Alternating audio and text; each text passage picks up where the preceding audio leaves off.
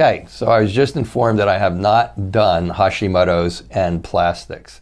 So we should do that because that really is an important topic. In fact, I just had one lady yesterday that I was interviewing while she was drinking out of a plastic water bottle on Zoom. And I said, I'll give you some free advice. Don't do that. So here's why. So plastics. So what I'm going to share with you is been researched, okay? This is not, and the reason I say this is having been in the alternative healthcare field now, I mean technically since like 1975, 1976, you hear a lot of things that have been thrown out there. It's all heavy metals, it's all parasites, it's all Epstein-Barr virus, it's all Lyme, it's all this, it's all that. Your plastics, your formaldehyde, you know, and you want to tend to blow things off because you're looking around, you're going like, well, I drink out of plastics every day. I'm not dropping dead. And up until a short period of time ago, there wasn't a lot of clarity on any of that. It was a lot of us grasping in the dark to try to figure out what's the one thing, what's the silver bullet that's causing chronic fatigue immunodeficiency disease, which is what they used to call all these mystery diseases before they started calling them fibromyalgia and chronic fatigue and all that type of stuff. And plastics is in there. Plastics is in that group. Plastics have gotten a bad rap since it's covering, I guess, large parts of the ocean, which is hard to argue with that as being a problem. But it's a problem more close to home. The research on it is that I am going to cite is pretty much specific to Hashimoto's. In fact, I'm not going to cite it because the site is not coming to me right now. But if anybody needs to know what it is, I have it and I can put it up if you want to reference it yourself. But the bottom line is plastics, plastic water bottles, plastic soda bottles, plastic any bottles, plastics like cellophane plastic that you would put on top of a casserole dish, plastic tops that you would put on top of a casserole dish. It's all about the heat. It's all about heating them up.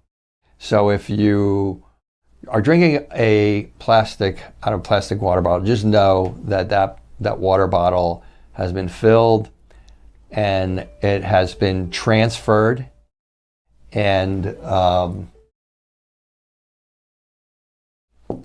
just know that plastic water bottle has been filled and it's been transferred, usually in a truck. Maybe it's been transferred. I'm in Nevada, so maybe it's been transferred for 7 hours across the desert before it got here.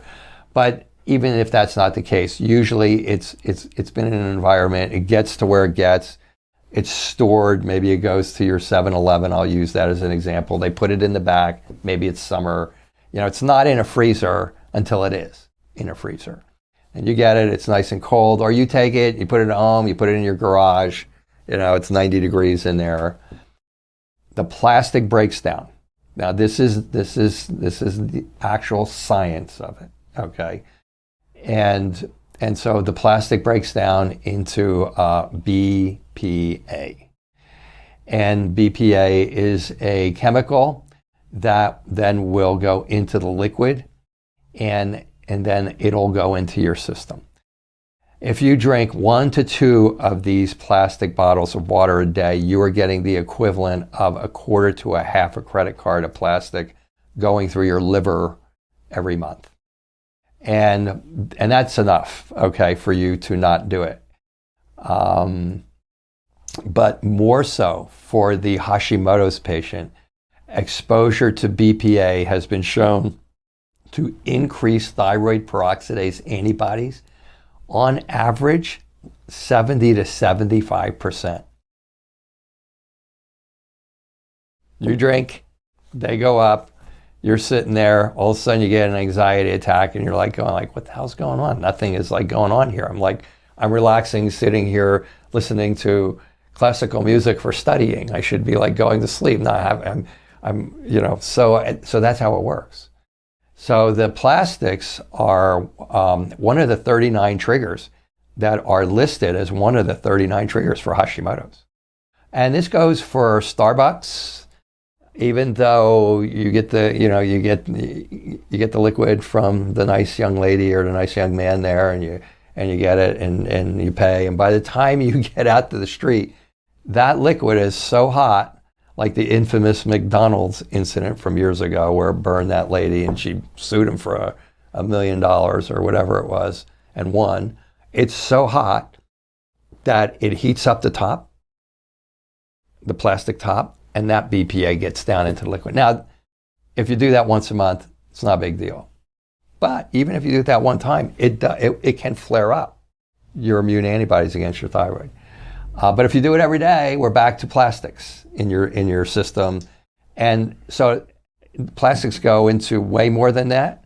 Well, I'm talking about plastics relative to Hashimoto's at that point in time. So even if you go to Starbucks, you don't want to be heating your casserole leftovers in the microwave with plastic on top of it, whether it's plastic top, whether it's cellophane plastic on top of it. Heating up the plastics, you should stick to drinking out of ceramics, out of glass, obviously, out of metals. I've been to symposiums on this, and my colleagues that are involved with some of this research, they're still even suspect of the BPA stuff. So like you go in and it's late and you don't want to cook. So you go to the store and get one of these chickens out of wherever you get them out of. I don't want to say any specific store because it's, I don't want to put it like it's like their fault. But it says BPA on the plastic, and it's, it's under the light, heating up the plastic. You take it home, you eat it. There's not a study on that, but the people that I glean a lot of my data from, that seems to consistently be correct. They're still suspect even of the BPA-free stuff. So, but if you're going to do it, make sure it's BPA-free. There's a lot of these big water bottles. They're BPA-free. You get them. They're like, 25 or 50 gallons. In theory, those are okay. In reality, they don't know yet. No, that's not really been tested, to my awareness. And the last seminar I went to in which this was discussed was September. So it wasn't that long ago.